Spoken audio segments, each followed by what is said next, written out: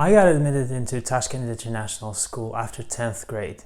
I learned about it from my debate team captain who went there the year before me. I applied and I got admitted, but this video is not about my success story. This video is about the biggest mistake I made that almost prevented me from going to a university in the United States. Before I tell you what the mistake was, let me set some context. TIS is an expensive private school in Tashkent with children of foreign diplomats and those of local successful business people. There were only 5 other scholarship students like myself in the entire school. As I mentioned before, I was shy and I wasn't really good at making new friends. So being at the new school and interacting with all these new different kinds of children was challenging for me. Sometimes I wasn't even sure if I belonged there. I had what's called an imposter syndrome. I also thought that I got into TIS thanks to my good grades and thanks to doing well on the practice ACT test that TIS administered to all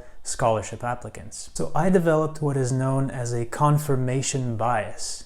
I attributed my success to good grades and good test scores, and I thought that all my future successes will depend on good grades and good test scores. So I was determined to do really well on all of the standardized tests. In 11th grade, I signed up for the SAT and the ACT. In the summer between my 11th and 12th grades, I took the TOEFL. And then in the fall of 12th grade, I signed up for all 3 SAT-2 subject tests. The combination of the imposter syndrome and the confirmation bias is what led me to make the biggest mistake that I made in high school. I stopped prioritizing the things that I cared about. I stopped competing in math Olympiads, and I stopped doing debate. Instead, I spent an insane amount of time on test prep. So why am I saying that this was the biggest mistake? Well, I applied to 15 different universities, and only 2 of those gave me a full scholarship offers. And you might say, oh, wow, big deal.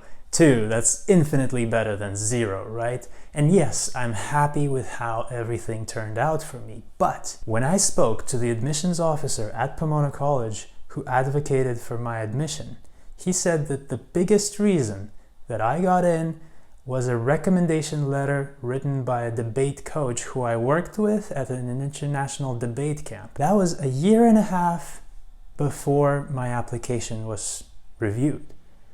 I lost touch with my debate coach because I was focused on grades and test prep.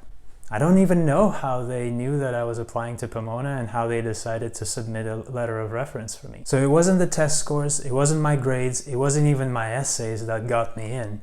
It was one letter of recommendation. My admission to Pomona College was kind of a coincidence. And the worst part about it is that had I not got in, I would have been totally devastated. Because for 2 years, all I was doing with my free time was test prep, and I was not enjoying it. And so imagine the feeling that I would have if I failed. Instead, what if I continued to pursue my interests? What if I continued to build up my mastery and expertise in the areas that I actually cared about instead of fixating on the test scores? It's hard to guess what my admission success rate would have looked like. But I know that even if I didn't get in anywhere, I would just look at it as a temporary setback rather than this ultimate devastating defeat. So here's the question I want you to ask yourself.